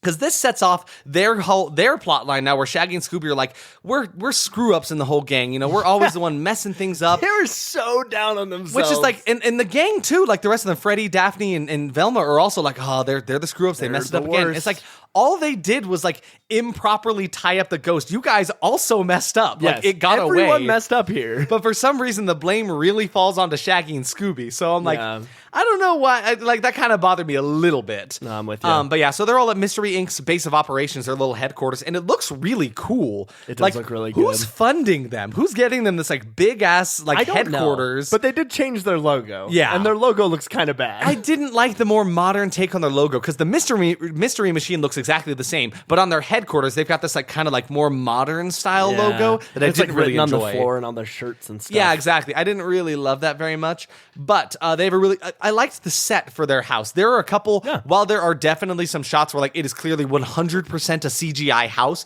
there are 100%. Some really, really good interior sets that they have throughout the movie that I really loved. But so Shaggy and Scooby are trying to prove that they're not screw-ups. And I just wrote here, I love Scooby-Doo. He is so fun in this movie. He's a cute little character. Every single time Scooby-Doo was on screen, I was happy. Like, I'm laughing at this guy. Absolutely. He's great. Something about Scooby-Doo just works, and he's great. He, like, walks up to the gang because, like, Shaggy and Scooby are coming up being like, we're big boy detectives now. Like, Shaggy is wearing one of Freddy's, like, ascots to make him look more official. And then Scooby-Doo is wearing one of Velma's sweaters, and Daphne's go-go boots. They look so good. They look so good. It's fun. But anyway, they find out that the scale that they found at the scene of the crime was a real pterodactyl scale. Like, it's not a replication. It is real somehow. Don't exactly know how. So they start suspecting the original pterodactyl ghost that I think they busted. I'm pretty sure they're the ones who busted it. I didn't really specify if they're the ones who got him in jail. No, yeah. But anyway, yeah. So apparently he died. His body was lost at sea when he was trying to like escape from jail. There's like a fun sequence where he's like he creates his own set of wings out of like trash from the prison and is trying to fly out away from like, it looks like Alcatraz or something like that. But apparently he played by died. Tim Blake Nelson. Yeah, and he does a really fun job. I love him. He looks like Dr. Jekyll and Mr. Hyde. He looks like absolutely insane man. Yeah, he really does. But yeah, he was really fun in this role. I liked him a lot, even though he was only in a couple of like sequences like that. But so he's assumed dead, right? So they're like, okay, so maybe it's not him. But in prison, his cellmate was the original Black Knight ghost. Yes. Who was that mystery was actually the old man Wickles. Yes. Who'd you say, Ray Romano's dad? Yeah, it's Peter Boyle. Yeah, Peter Boyle, who was the shifty old man Rest in at peace. the museum, right? So now they're like, okay, we're gonna go figure this out. So we're gonna go to old man Wickles' house, and this is one of the first moments where I'm like, ooh, that's a very CGI house on the hill, huh? Yeah. So yeah, it's man. like, but I really enjoy because what I love about how like I don't want to put down the technology these days because it can work and you get some really cool effects out of it. Yeah. And this movie does a decent like the CGI is still questionable, but they do a good job of doing a blend of like, some practical, some CGI, right? Yeah, but what I will say about that, my personal opinion, I think they would have benefited from doing all of either. Yeah. Right? In certain shots. Like, for example, this house. Yeah, because one definitely sticks out compared to the other, right? It would not, like, when we were seeing the house from a distance, it would have looked better if, like, the whole scene was CGI or you were only showing the CGI exactly, bits, right? Like, because it was so blatantly obvious. Yeah, because they built some crazy things, like build a house. Like, it's just build the front of the house. I'm sure you can do it. I don't know. Or build a small I don't prop make of it. movies. I'm sure it costs a bunch of money. Who knows? But it also costs money to CGI things, so I never know. They did it in, like, Star Wars and stuff with, like, little minis. Yeah, exactly. And that totally worked. It works. Yeah. So they go up to his house. They ring on his doorbell twice because the first time it like gives them this little warning. It's like, be warned. Something bad will happen if you ring this doorbell again. Yeah. And then Freddy's like, what's going to happen if I ring the doorbell? Dong. And then a trap door falls from underneath them. And then they go onto this like whole roller coaster with them in like this big hamster ball. This looked real bad. It was kind of wild. It was a pretty rough CGI effect scene for that. Because they kept trying to make it look like the people inside the little ball they were riding in were real. Yeah. Right? And it was so obvious they weren't. It looked pretty silly. But I thought it was a fun sequence. It was great. Again, it was fun. Very much like the cartoon would have done, right? And I should establish that now. Even if I criticize the CGI, which it was made in 2004, I know, but like Lord of the Rings existed. Exactly right. We have better CGI at this time already. I did have fun with these sequences. I was having a good time. Exactly. So then they find themselves trapped down there in other hamster balls. There's like a Girl Scout. There's a cage with like 2 missionaries in it. Like other people have also been trapped down here. Yeah, it was great. But so they end up getting themselves out of the little hamster ball. And amidst all the CGI, they do have really good practical sets. The interior of Wickles Manor looks fantastic. Yeah. It's got like this nice dark green wallpaper, these cool like fun like purpley pink carpets on the ground, like all completely real, all practical, and it looks fantastic. Absolutely. So the gang finds. Can we just establish the reason Isaac likes this building so much? No, it's green. It's not just because it's green. I actually made a whole note about that. I was like, I like it because it's cool. Isaac likes it because it's all green. I think it's also cool, but the green definitely helps. I'm not gonna argue with a green building. Goo. He likes green buildings. He's an easy guy. If you want the quick way to Isaac's heart, give him a green goo I like building. green goo and I like green buildings. I like green eggs and I like green ham. I like green people. I like green things. I like green things and I like green people. People are green when they eat money. People are money when they eat green. My name is Isaac. I like green. I'm a guy who only eats lean. I'm really skinny because I only eat green leaves. I hate lettuce. I'm green, dabba dee dabba die. That's what it is. Yeah. That was a song I made up called I'm Isaac, I Only Eat Green. That's true. Everything I eat must be green. But speaking of green, inside of the house, they find some glowing green footprints. And so they're finding a lot of clues that make it seem like Wickles is the bad guy here, right? Like pretty quickly they are. Absolutely. Meanwhile, Shaggy and Scooby are doing nothing useful, and the rest of the gang is finding actual clues. They're like trying. They're trying to They do really are. And that's things. the thing. Like they're very sincere in their efforts. They're like, we're gonna try really hard this time to not just sit in the background and eat the food. Like we're gonna try to find clues. Yeah. But then they end up just goofing off with them anyways. The rest of the gang, Velma, Freddy, and Daphne, it's so hard to keep 5 names separate from each other. Okay. So they find this book that's got like these Celtic runes in it, and it's basically an instruction manual on how to make monsters. Yes. Which used to be owned by Jonathan Jacobo, who was the original pterodactyl ghost guy, right? Who apparently died in prison. I just wrote, Scooby's making me laugh. He's great.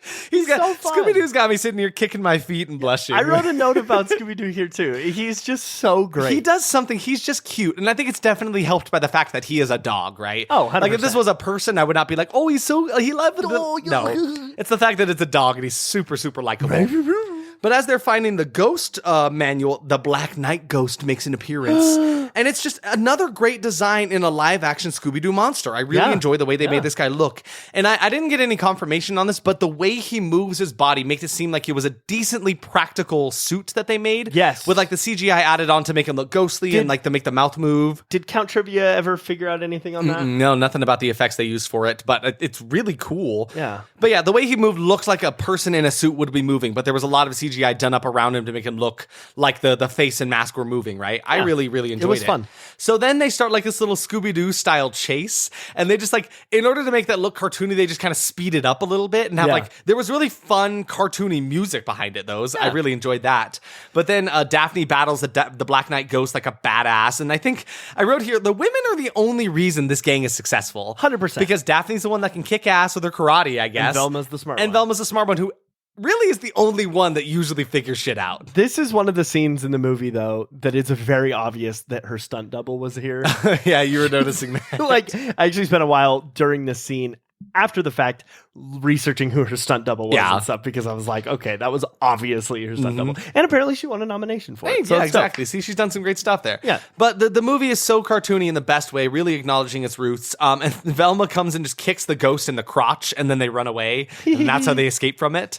But Shaggy and Scooby actually found their own clue, like a real ass clue, when they were joking about. They found a thing that's like, come to the faux ghost tonight. And so they're like, cool, we're going to go inspect our clue now. So they pretend like Scooby-Doo has rabies for a second. They just like shoved like what is it? Like yeah, it's shaving cream. Yeah, something like that. They like whipped cream all over his mouth and like, oh no, he has rabies. We need to go. And then so while they go and do up their thing, the rest of the gang finds out that the materials made up that made up the pterodactyl scale is called like randomonium. It's kind of a wild name. Hey guys, I've been waiting for you to say that fucking word. randomonium. Stop. Okay, Life is randomonium. I'm not going to be here again for this episode. I swore I was leaving in the last episode. Okay, you brought me back for a special. I'm glad to see you. Okay, it's good to be here. I just have to tell you, the randomonium isn't the real thing. It's bullshit, right? It's bullshit. Random. Yeah. It's in the name. Yeah. I don't even know I'm telling you. It's like random and plutonium. I have one more thing to say. Everything in this movie doesn't make sense. None of it is real. It's all fiction. There can't be a talking dog. Okay, if you're a scientist, you probably won't enjoy this movie. I guess. He didn't have a great time. No, he's not a real scientist anyway. But so the rest of the gang find out that the scale is made up of randomonium, and they find out that apparently there's an old mining town in Coolsville that also has randomonium. So they're like, we're gonna go investigate this old mining town. I don't really know how they came to that conclusion, but it happened anyway. I like the need to give the characters a bit more depth, but I dislike the whole nerds aren't hot plotline that they go with Velma. Oh my God. They do the very like tropey kind of thing where she's like, oh, well, I'm just a nerd. I just do books and stuff. I can't go on a date with this guy because I'm not pretty enough. So then Daphne puts her in like this like skin tight orange leather suit. Yeah. And like does her hair up and makeup and stuff and has her go on the date with Seth Patrick. Green. Yeah, exactly. See, I literally forgot because I only called him Seth Green in there. And like, she looks great. That's fine. But she looks really good before too. And I don't like the whole plot line of her needing to get dolled up in order to do it. And she needs the pretty girl to help her out with that kind of thing. Yeah. And it does come around a bit better, but I still feel like it's a very tropey thing that I dislike. For sure. Yeah, it's like one of those things I like hate it. The nerd girl takes off her glasses and takes off out her hair. It's like, wow, she's gorgeous. Like, she was pretty the whole time. And there's I'm down. I'm done with the anti-nerd propaganda. Nerds are cute. Listen, man. All you nerds out there. I'm married to nerd, and I'm so freaking proud of it. Nerds is the way to go. So gorgeous. Absolutely. It's upsetting to me that this stuff happens in movies. Make it stop. Yeah. Down with Mondays. Down with Oh, Mondays. wait, up with Mondays. No, up with Mondays. Up with nerds. Up with nerds. Yeah, up with Mondays. Up with nerds. New shirt. Perfect. Up with That's Mondays. it. Up with nerds. We're gonna have that one. Please do. It's got Garfield with glasses on. Up with it's like Mondays, Garfield up with dressed like nerds. Velma. Is that the design? Yes, absolutely. We'll make that. So Shaggy and Scooby go to the faux ghost to look for into the clue that they found, and all the clientele of this bar are people that they have once unmasked. They're like, oh, there's the Redbeard ghost. Oh, that's the guy who played Captain Cutler. Like, these guys all hate us. So what do? They go in disguise, and these disguises are intense and not that good. Shaggy still looks like Shaggy. And Derek, do you want to talk about Scooby-Doo? Because you really had a problem with Scooby-Doo. Yeah, I hated this scene. But also, is their names. Oh, yeah. Shaggy comes out as Shizzy McCreepy. Shizzy McCreepy. And Scooby-Doo is SD McCrawley. SD McCrawley. Shizzy McCreepy and SD McCrawley. Hey, that was almost almost so something. close. That was close. We're getting there. Okay, so this freaking scene, man. Yeah. So before Derek gets into this, just to tell you, everyone in here really hates Mystery Incorporated. They have like dartboards with pictures of them. They've got like a whack-a-mole machine that has their heads in it. It's like jinky zoinks. That makes those sounds. It's really fun. They do find Old Man Wickles, and he's intense. He's like, if I find Mystery Inc., I'll tear out their eyeballs and feed them to their children. Something along those lines, right? Like, he's super intense. But then Scooby-Doo does a whole dance number to some bopping music, to some fun 2000s music. And Derek, tell me about his proportions, because they felt a little too human to me, and you really, really didn't like it. Okay, so here's the thing, man. Here's the thing. When you're going to have a dog dance in a movie, Yeah. there's a couple different ways you should do it. Sure, yeah. The way you shouldn't do it is have a full-ass man dress up in a costume with like a green suit underneath the costume and then put the dog's head on that head. Because that's what they did. Because in 90% of this dance sequence, which is very long, you can tell it's just a man dancing and there's a dog head on it. What I will say to that effect, like, the CGI didn't falter. Like, you didn't see like the head coming disconnected from the body a not lot. here. It actually looks pretty smooth, but it's just the fact that the proportions look way too human. It is a human. Like, It's he's got just a a tight, person. bouncy ass, and Scooby-Doo is a dog with a tail and like curved legs. Yeah. I'm sorry, that doesn't make any sense. It is like weirdly off-putting. He's got like but calves. I think it's and a hilarious. straight leg. It's so what dog funny. in the world do you know that has calves and a straight leg, Isaac? it's scary. Isaac? No, you don't get it. You fended for this last Because what's night, funny, too. I still enjoy it. I think it's super fun. Well, it was a funny scene. It's a very funny scene, but even later on, there's another sequence of Scooby dancing without any clothes Yes! on, and those proportions are a lot better. because he's not a person in a suit. Yeah. It's just a dog. It's a dog dancing. The problem is when you have a person in a suit Yep. pretending to be a dog. Yeah. Don't trick me. I'm not a freaking idiot. I know when there's a dog. I know I'm not a stupid You're not idiot. I know there was a man in a dog suit. But for 60 seconds, I thought that was a Jesus. I'm gone. So Scooby dances so hard he like knocks off the little afro that he's wearing as part of his disguise, and they get fined out. So it's time to run. And then they like jump out like a trash chute into a dumpster, and that's how they escape. That was silly. Yeah. So all the while that this is happening, the Black Knight and the Pterodactyl ghosts came back to the museum and stole all the rest of the costumes. So now all of the costumes are gone. Can we real quick talk about someone says this mystery goes down like a .com. That's what Freddy says. Freddy Yes. says that one time. Let's make sure this mystery goes down like a .com. What does that mean? Yes, hello, it's me. Who is this? Yeah, I'm that guy who tells you what No, you're that guy. I'm Reference Robert. Reference Robert. Yes, I will tell you the reference. Please, because this did not make sense to me when he says it will go down like a .com. We have too many characters who just hand us cards and walk away. Really, though.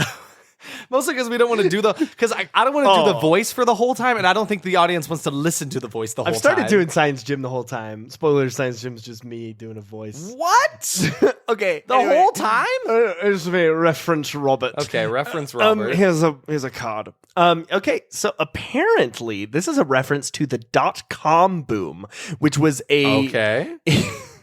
It was a stock market bubble that coincided with the growth of internet adoption and available like venture capital, and it just like exploded. Weird. And then it fell. Okay. Apparently. So something like that. It was a big boom. Okay, so it does kind of make sense. It's not just an absurd thing that he said. Here's the issue though. What's the issue?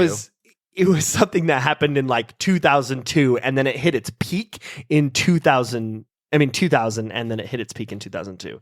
So that's why here now in 2024, that reference didn't make any sense to us. Because it was totally makes sense. And I wonder how relevant it was even then, you know? Yeah, I don't know. Who knows? I'm sure that there were at least 5 people in the theater who went, So they come back to the museum. Seth Green is with them, right? The rest of the gang besides Shaggy and Scooby. And Seth Green is the one that put the exhibit together. So now he's super pissed about this exhibit being mad or like being gone. Because he gets kind of mad at Velma because she's like, "Can I help?" He's like, "No, I need to be alone." And he just like storms off. Oh my gosh. Like he's gonna go solve the cases on his own. I don't really. It was a strange plot point for him to do. But Mystery Inc. is like a laughing stock. They take Freddy's words out of context and on the news make him say, "I think Coolsville sucks." Yep. Because he's having this issue with this lady news reporter who's kind of been a pain in his ass the whole time. Yeah, and it was obvious that she was like bad. Yeah. Like she was no good. Yeah, exactly. And Daphne even confronts her and she's like, "What's up with these personal attacks?" Who in turn tells her that she's got no place in the gang. So she's like playing mind games with Daphne, being like, "What do they do? You know, Fred's the brave one and Velma does all the clue solving. You know, are you just the pretty face?" And so then kind of sends Daphne spiraling about her like position within the gang. Yeah. But then she says it's her job to unmask those who pretend they are who they're not, which sounds a lot like the Mask Guy, doesn't it? Sure do. But then you think for a second, up on the rooftop, who's that? Not Saint Nick. Reindeer call. No. Down comes good. It's Mr. Mask. It's the Mask Guy. It's Derek. What are you doing? Why are you singing these songs? I was singing the Christmas song. It's Halloween, my man. It's the month of Halloween. Wait. Can't be having any Christmas. No way, Jose. Then why was I singing a Christmas song? I don't sing it, but Halloween. Up on the housetop. Jimmy calls. He's holding me with all my balls. I was hoping you would divert it. Okay, I'm gonna go this way now and tell you guys more about this. But yeah, the Mask Guy shows up and is all evil again. You want to redo? I want to redo. Okay. Just give me a Christmas song. Okay. It's a Christmas song. You do Rudolph the Red-Nosed Reindeer, but it's Halloween. Okay. John Kramer serial killer had a very puppety nose. And if you ever wronged him, you would lose all your toes. That's good. Then the people wronged him. Got put in a creepy room. Like some guy. Then he used his saw traps to remove all their limbs. I could keep going. No, that's we did good. You redeemed yourself from your balls joke earlier. Don't remember that. So the evil Mask Guy comes up again, and it's at this point that I kind of acknowledge the Mask Guy is not really doing anything besides standing up somewhere high and shouting like he's cool. He's like, "Oh, I'm going to unmask Mystery Incorporated." I did like his design, though. I liked his design a lot. It was really fun. He was like weirdly short, and it really wanted you to believe it was Patrick. Yeah. And I think they did that just because Seth Green is so short. He's like the shortest, like other than Tom Cruise, he's the shortest man on acting in Hollywood right now. That's just not true. So speaking of Seth Green, we go to him. He's actually behind an alley by the faux ghost bar, club, whatever it is. And he's like busting someone up in the back alley. Like he is tearing into them, trying to get like interrogating them for information about what happened. What's up? You're making a face. I just want to know why this happened. I don't know. Well, knowing how this movie ends. Because it really, like you said, it really wants you to believe that he is also one of the people that could be the Mask Guy, right? Yeah. It's setting up a couple, because at this point, it's like, could be Seth Green, could be old Ben Wickles, could be that shitty reporter lady. Like, who knows who it's going to be? That's true. But so it's really weird. Like, he's kind of a tough guy. He's like beating the shit out of this guy, and the guy like runs away all scared from him. And then Scooby and Shaggy come up to him. Yeah, and they're like, "Wow, you're weird. This is crazy." But the movie's setting up a lot of people that could be the potential mask person. But so they're like, "All right, we're going to make like your personality and split." I love this line. That was a pretty good line. I love that line so much. Yeah, because Seth Green was acting really weird in that scene. So they go and follow Old Man Wickles to an abandoned... Bushes. Yeah, they follow him to an abandoned factory, which is the mining town that the rest of the gang's going to. As bushes, they come disguised in their little bush costumes. It's super cute. They find some skeletons, these Cyclops skeletons, which are super fun. I liked them a lot. And then the rest of the gang makes their way to the mine. So now they're all in the same place, right? Yeah. And I do enjoy that the members of the gang have a lot of different costumes throughout the movie. Yes. That still fit within their design and their color palettes, right? So like Freddy's still in like the blues and whites, and Daphne's in the pink, Velma's in the orange. Yeah. But like they have costumes that don't look like weird adaptations. It's like, well, of course they're real people. They're gonna have multiple outfits. They're not like real cartoon characters where they wear the same thing every day, right? Yeah. And I really enjoyed the costume design was fantastic. Oh, yeah. Really, really enjoyed that. So the rest of the gang shows up and they find Old Man Wickles, right? They're like, haha, we busted you. We found all the clues. You're in danger. Go to jail. And he's like, nah, dude, I'm here doing a pitch for this this amusement park I'm trying to turn this town into. Here are my investors. Yeah. Thank you. So he's not a bad guy. He's actually pretty innocent. He's just a nice guy. Yeah, the mystery gang kind of made a fool out of his life everyone around. in the situation. He just wanted the lead in My Fair Lady, and he never did. got it. Because they're talking about like, oh, but you were friends with Jacobo in jail. He's like, Jacobo, I hated him. He stole my tater tots. And he took the lead in My Fair Lady. I wanted that role. Which is really funny because when Shaggy and Scooby met him at the bar, he was like, I'm going to rip out your eyeballs. And now he's like a sweet old man. I do feel like James Gunn was writing 2 movies at once and then just slammed them together. Really, though. Shaggy and Scooby find a whole laboratory, they find a secret elevator that takes them down to the depths of this mining town, or the abandoned mine. Yeah. And they find a whole lab. And it's a fun scene where they start taking random concoctions of chemicals that turn them into different things. Yeah. So like Scooby turns into this honestly really cute, chubby tentacle monster. Oh, yeah. Then there's a moment. Dog. There's a moment where Shaggy gets boobs, and the CGI on that one was rough. Oh, that is my one where you can tell they God. had a lady on the bottom half, neck down, and then they Yes. just had Matthew Lillard's head attached to it, Yes. and the two of them were not always connected. No, and there were a couple times where it was like a good foot away. There from the was body. one shot specifically. It was a quick moment where he takes back another drink. In that shot, I swear to God, I didn't go back to pause it. You can see not his head on it. Yeah. They did not add his head on that one shot. It's just the girl. She's got long brown hair. I swear Yeah. it was super quick. But that's the CGI on that part specifically was pretty brutal. It's funny. But so then after that one, Scooby turns into the Tasmanian devil for a second, like the cartoony version of it. Yeah. Then Shaggy takes another one where he gets super strong. And the last one that Scooby takes is one that makes him super intelligent. He becomes, quote, ludicrously intelligent. I wanted him to stay this smart guy. He was really forever. fun. But yeah, so he's like this smart guy, and then Shaggy's this buff, what am I trying to say? He's thick in the head. Do you want to know? I wrote big old Shagster. Big old Shagster. Because he's like, check out my pecs, little man. And then Scooby's like, I'm going to change us back now. He's like, no, you can't do that. I liked his reasoning though, because he's super intelligent. And he's like, no, I prefer being dumb. Yeah, he's like, I had a lot more fun when I wasn't this intelligent. I need to go back, right? So he's mixing up a bunch of concoctions, and Shaggy doesn't want to change, so he throws it into the wall that's in front of them, Yeah. into a big door that explodes. And the rest of the gang finds them now as they're exploded onto the wall, and then Scooby just shoves the potion onto him, and then they become themselves again, so they're all normal now.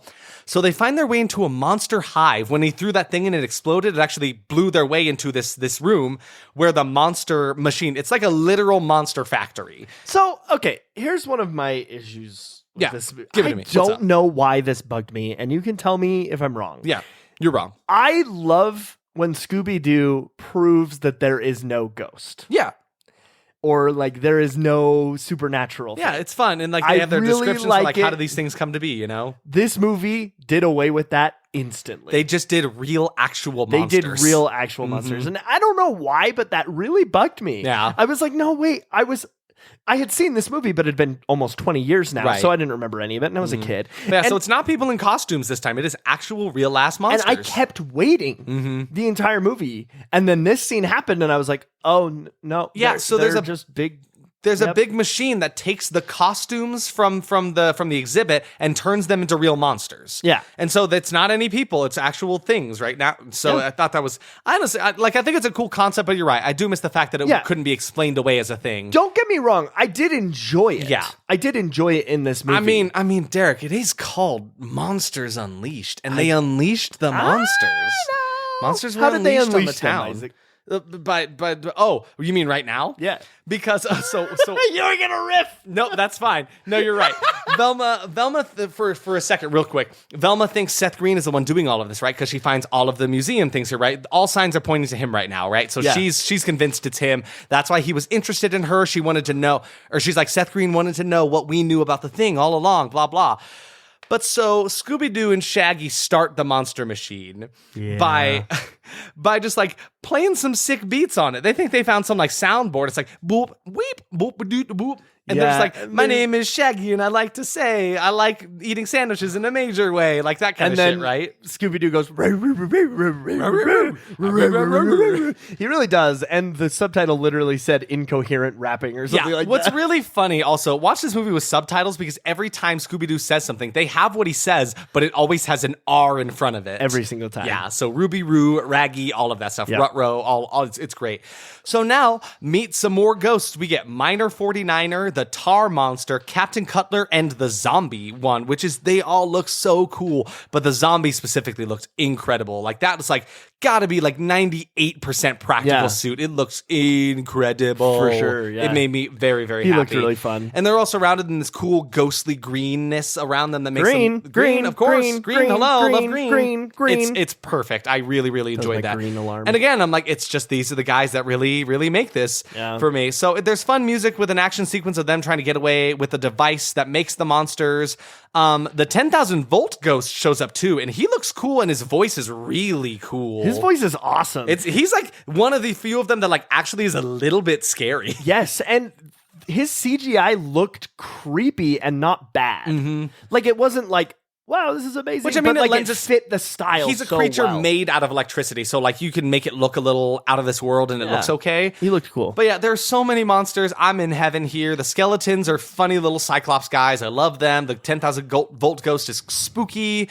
And I just wrote here, are these ghosts actually going to kill Mystery Incorporated? It seemed like it. Because the whole time, because like, you know, they're always people in the costumes, and they're like, you know, they're just trying to get they want to get what they want, right? Yeah. They're not trying to kill teenagers. They're like, you're in my way. But these ghosts are actually trying to murder them. Yeah. I mean, the whole time they're talking about how they're going to die. Derek, do you want to talk about when Shaggy and Scooby skate down the side of a mountain on trash can lids, good pursued Lord. by the skeletons? Okay. Because it's a scene. This scene, man. So, yeah, that's exactly what happens. They jump off a cliff. Yep.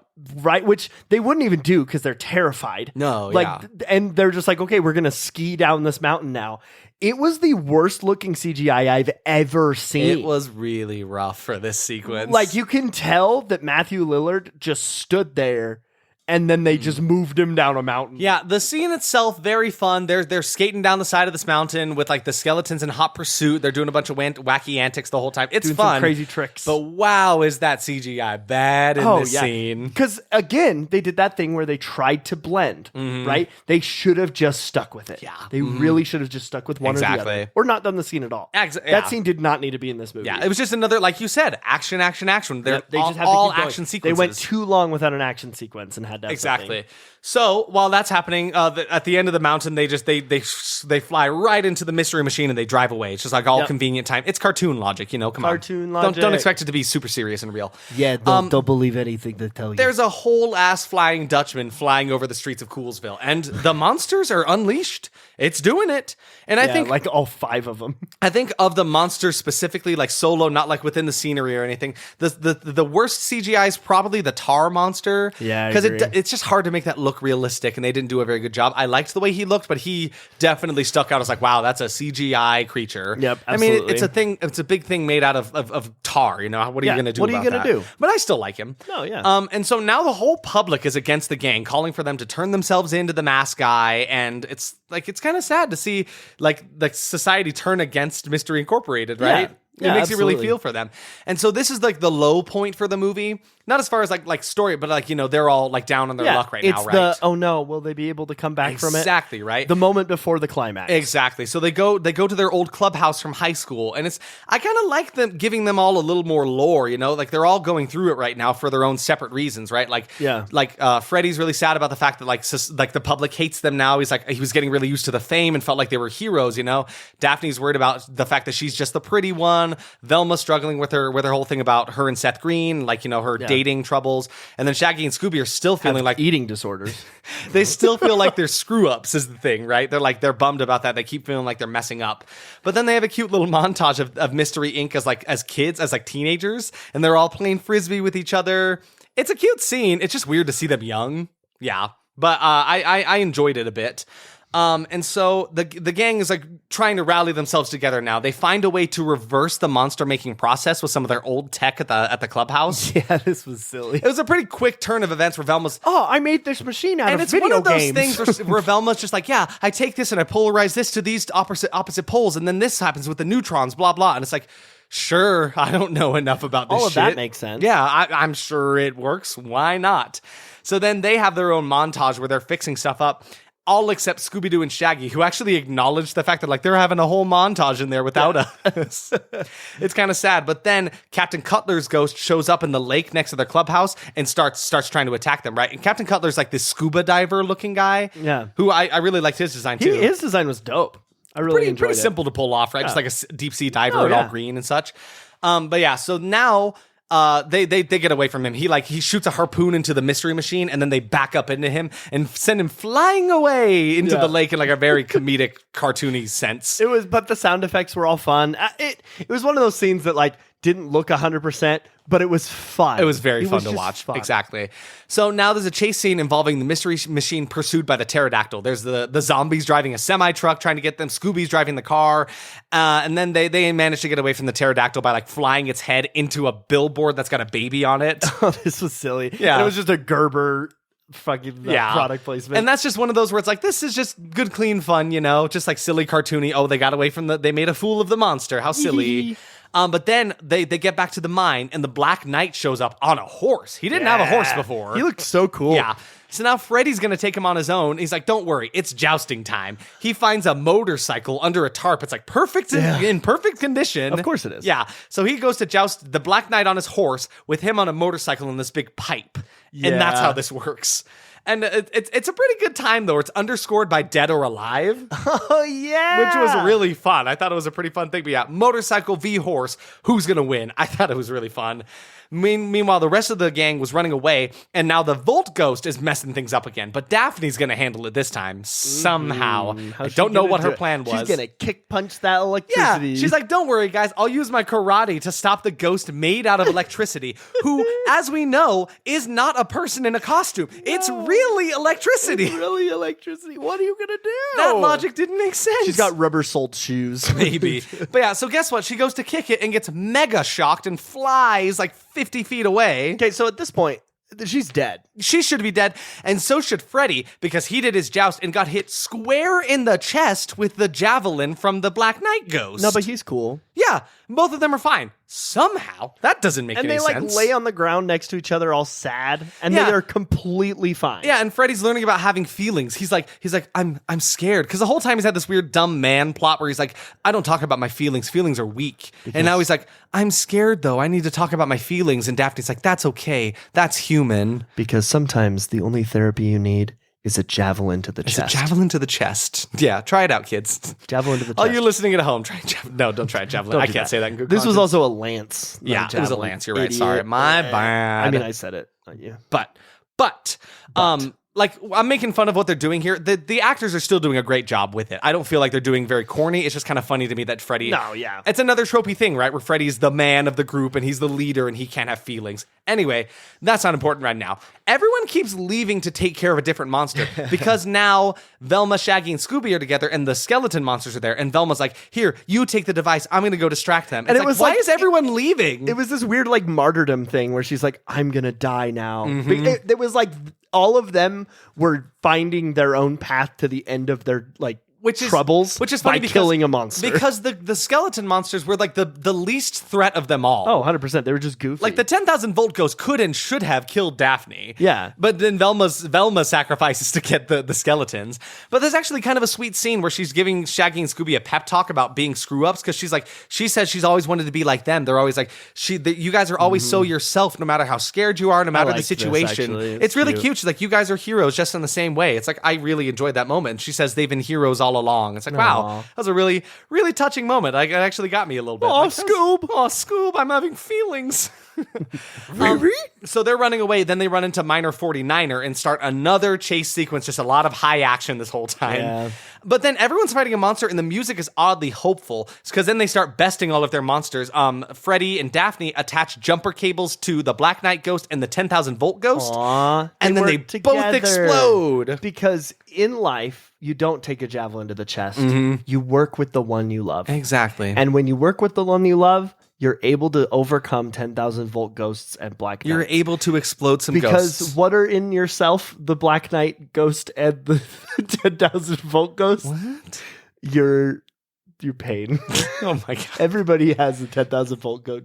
Derek, tell me about this inside. explosion. How did you think about them It was blowing like up? a 3, man. Really? It wasn't terrible. I mean, it looked pretty real to me. 3 isn't bad. Oh, is 3 for me. good? Well, no. Okay. It's hard when you give it 1 to explosion. I don't know what the range is Listen, here. man, it depends on the day. Oh my God. It was fine. It Yeah. was like it looked real enough. It might have been practical even. It wasn't. Yeah, it looked wasn't fairly terrible. practical. We should mention there were a decent amount of fart jokes throughout the whole Dude, movie. I've been waiting for you to bring those up. I tried to ignore it because that was one of the, like, outdated could mean offensive, but I also, when I wrote that expectation, I was also saying just like dumb Yeah. jokes like fart jokes. That's what I meant too. Yeah.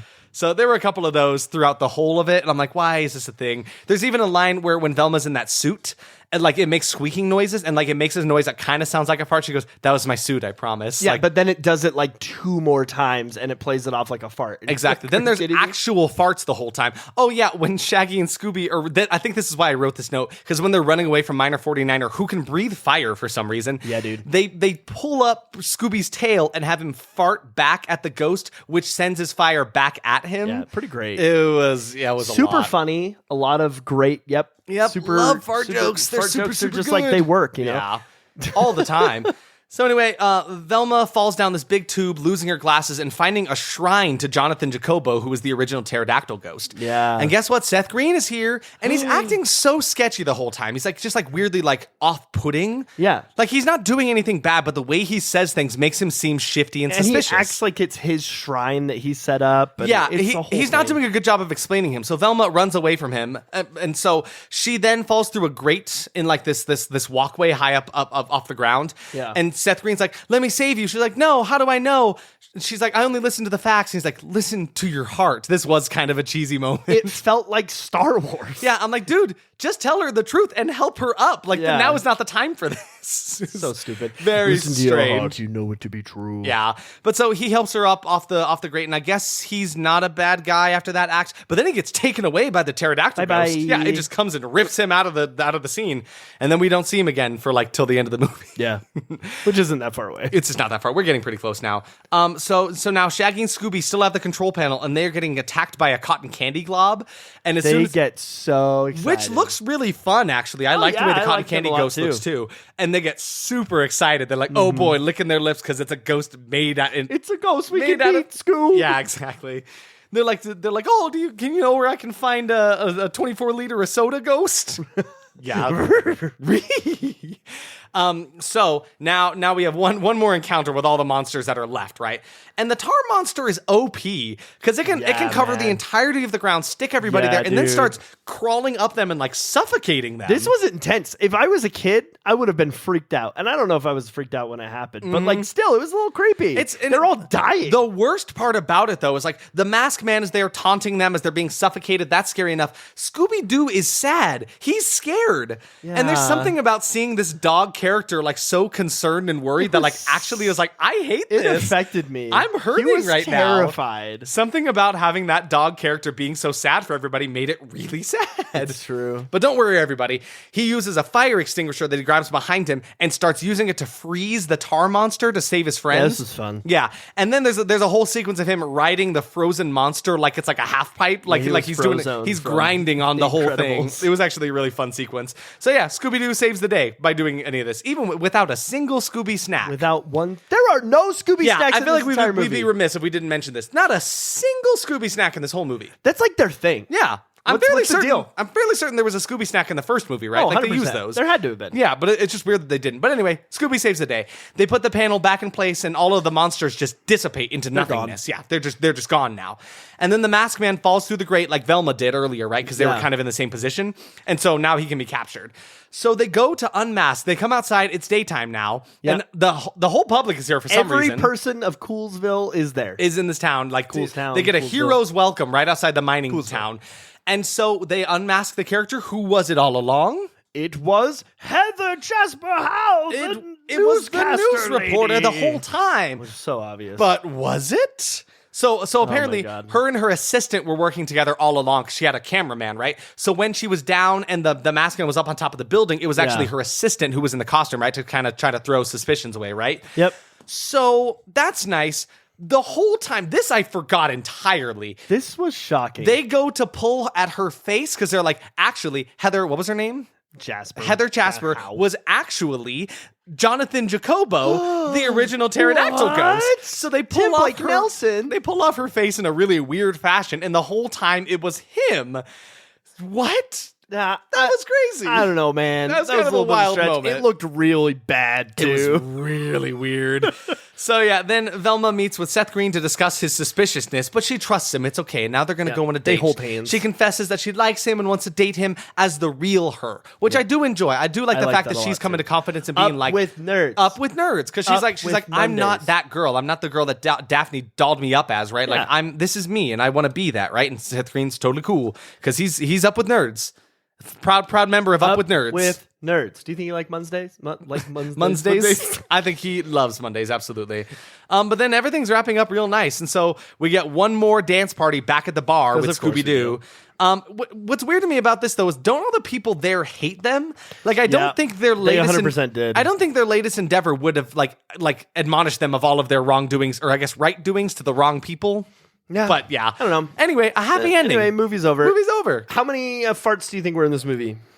Like 14. There were actually only 7. Okay. But here's the thing about a fart. It's still like one fart is like 3 farts. One you know? fart is 3 farts. I was going to say the same thing. So like in reality, there were like 21. Really? Yeah, there were a lot of farts. But there was one fart kill. So, yeah, that was kind of no crazy. kills in this movie, but there's one like I guess fart that did kill. technically kill the minor 49er. That's crazy. What were your expectations? So where did we end up? So I said the effects will be better than most movies today. Oh, I don't know about that. No, man. Yeah, they. No. They were pretty rough, but I still think they had a great use of practical and CGI effects. Yeah. It's just that like one was a lot better than the other. Usually the practical was a lot better than the CGI, showed. so it stuck out a lot. But some of the CGI scenes were definitely questionable. And I said the effects will not have aged well. No, that was rough to see, you were especially definitely the right. dancing and the skiing. Yeah. I said there would be outdated jokes. Not as much as I thought, just a lot of tropey things like, the nerd not being pretty and like, the man not having feelings. Yeah. And then just the fart jokes, man. Oh, yeah. Aw, man. And I'm right there with you. I said it's going to be on the edge of inappropriate. Actually, not really. I'm not even sure really what I meant by that. Mm-hmm. Kind of just like something, they were like on the edge of like being gross, right? Yeah. And other than the fart jokes and what you said with like the nerds and because stuff, it was actually pretty family friendly. I remember specifically a joke from the first one. They all swap bodies for a second. Yeah. And I want to say Freddy swaps into Daphne's body and says, "I can look at myself naked." And I was like, that's not a great joke, Freddy. So like that's kind of what I was expecting from this one. Yeah, right? absolutely. But I was right there with nothing you. like that came to be. I said complicated plot going through too many characters, and I actually liked the depth that they gave all of the characters, even though they were fairly simple in nature and like very tropey as far as them, like Daphne not feeling pretty and all that kind of stuff. I liked the fact that they gave them more in this movie because this is the sequel now. Like, I like knowing more about the characters that we're seeing here, right? So I actually really dug it. I thought it was cool. I'll have so much fun with it. So much fun. It was such a fun absolutely. I said the monsters will make me love the movie, and I had fun. But those monsters have always been what made me love this film. For sure. The plot will be kind of lame for kids' story stuff. Not much of a plot, but it did have enough plot to give it structure, and it wasn't too little and it wasn't too much. But I actually thought it fit really well. I don't know. I think it had a decent amount of plot. Like it's like there's a bad guy turning costumes into monsters and they have to save the day. Like go watch an episode of Scooby-Doo and tell me how much more plot you need, No, and I guess that's my point. Not right? to you, but like to the people on like Rotten Tomatoes that are giving it such poor reviews for like no plot. I thought the amount of plot that was in it was like enough. Yeah, and I didn't need more, I didn't need less. And it worked stretched out into the length of a feature film too. Yeah. Because that's another thing is like when you try to take TV adaptations, it's like you try to do do the formula that they have in the TV show, and it just doesn't work for that long. But this one did work. I like that. Absolutely. Yeah. So my final expectation just said a boppin' soundtrack, and I just said, hell yeah. Just like fun 2000s music. I enjoyed it a lot. And then I said all action. Yes. A million times yes. Yeah. This movie was all action. All action sequences. And that's the thing, like we can get away with just saying like, yeah, they have another chase scene because that's the best way to describe it. They're fun. I would suggest watching them. Yeah. So surprises for me, I just said,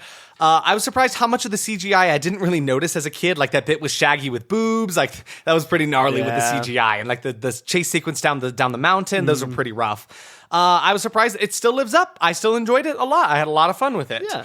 I was surprised that I completely forgot that the news reporter lady was also Jacobo. That was a twist that I was not expecting, and maybe it was not necessary. It was completely not necessary. Are you kidding me? It was it felt very slapped His whole on. point in the movie was unnecessary. Like I was happy with him being a character that had died and kind of set these events into place, and I was totally okay with like the news reporter being the bad guy. She did not need to also be a person in costume. It was fine. Yeah, it didn't feel necessary. And then my final surprise was just how much the movie felt like a cartoon put to reality, and it worked. It was cheesy as all hell, but like I think that was to its benefit. Yeah. For me, the amount of different creatures, I really liked all of the different uses of creatures. That's why I was so stoked about this movie, because how like the monster variety in this and their designs were great. I loved all the references to the original like IP, right? Yeah. How close it was, like you were saying. And it was just, there were so many references and so many like callbacks. It was just made with a lot of love for the cartoon, right? Yes. It feels like they put them side to side when they made it. Totally. And then all the different variations of the original song. Yeah. I really liked that. Those variations within the scoring were super, super fun to me. I liked it a lot. What is your score? Verdict for me, I mean, like, that was horrible. I knew from the beginning this movie didn't belong on this podcast as far as my rating goes. I just thought it was a romping fun time that felt so true to the source material in the best ways. So for a family-friendly horror film, I highly recommend this one. You know, leave your criticisms at the door. Don't come in expecting a Spielberg film. No. And just allow yourself to have fun, and it's a great time. And for me, I made up a new one because it didn't really fit into anything. I wrote Familyable. Familyable? Because it's like everyone can watch this movie. Totally. Everyone can have a good time. It wasn't a horror movie. It doesn't push anyone away. Nope. It is a good family-friendly horror movie, yeah, right? Absolutely. And it's just so silly. It's so good. Everyone should watch it. Blah, blah, it is me.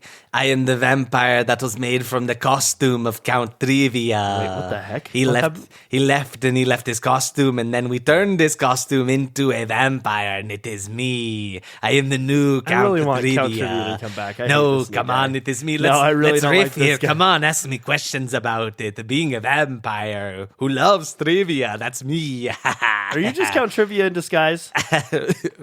Okay, wow. Okay, yeah. No, I thought I would do a fun bit, and I thought it was working great. And I was blah, blah, and it was a great disguise. What do you want? Put on glasses.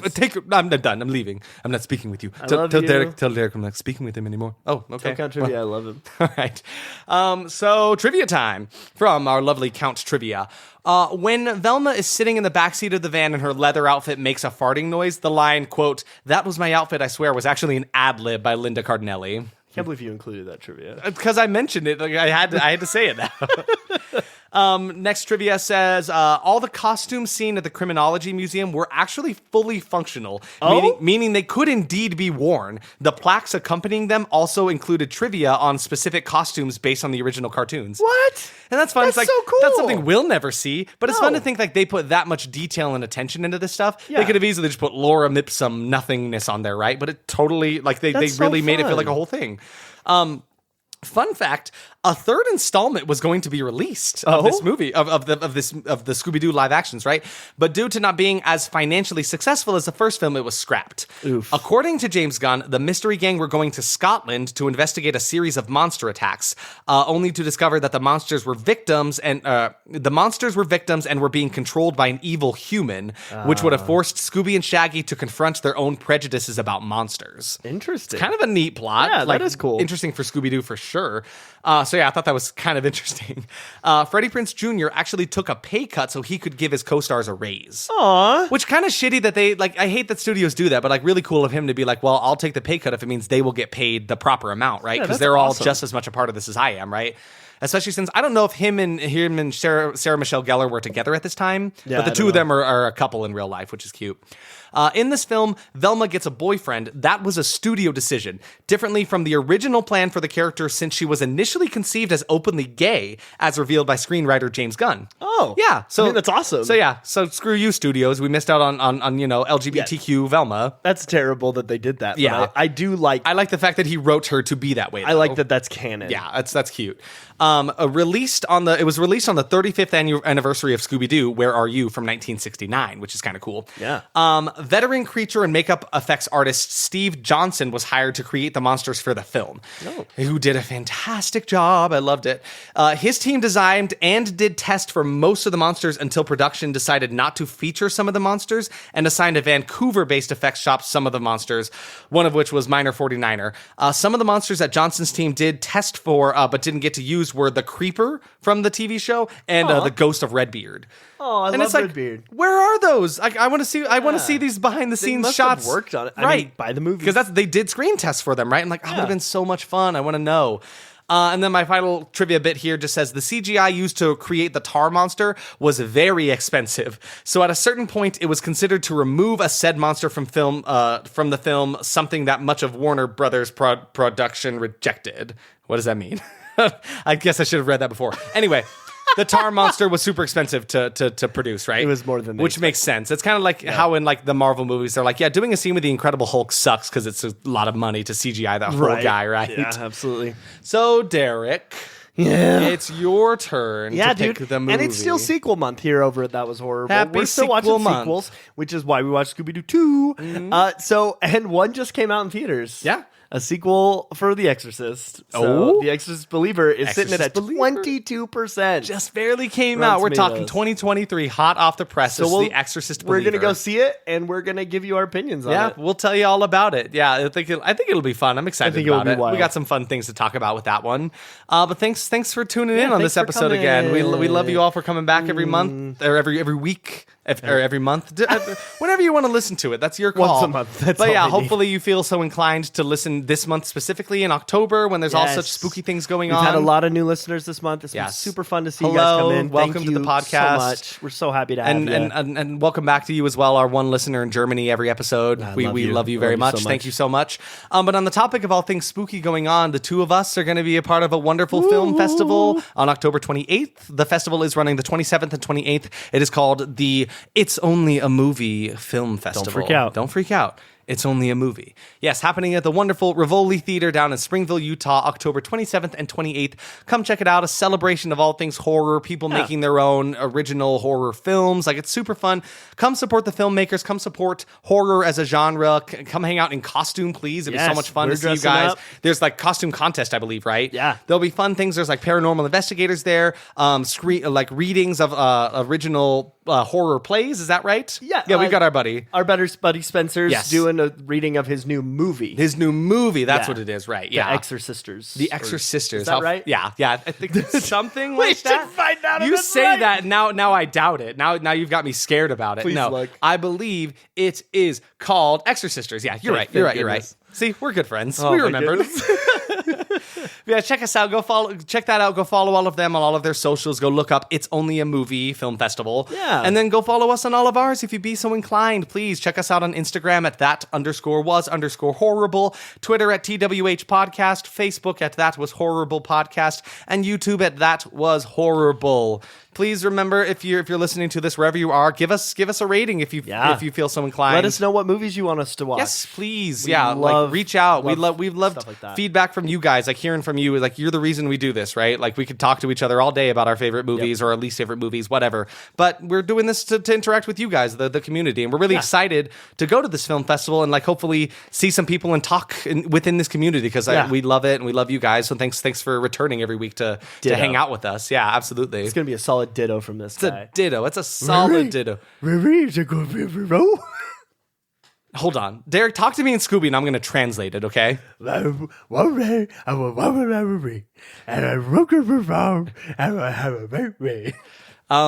Thank you. We really enjoyed reviewing this movie and I love you and I hope you have a nice day. Close? Is that close enough? I said one day I was walking down the street and I looked up this. I don't remember. Okay, anyway. I'll have to read back. Have a great spooky Halloween. We will see you next week. That's not what I said. Oh my god. Bye. Scooby-Dooby-Doo, where are you? We need some help from you now. Come on, Scooby-Doo, I see you. Pretending you got a sliver. You're not fooling.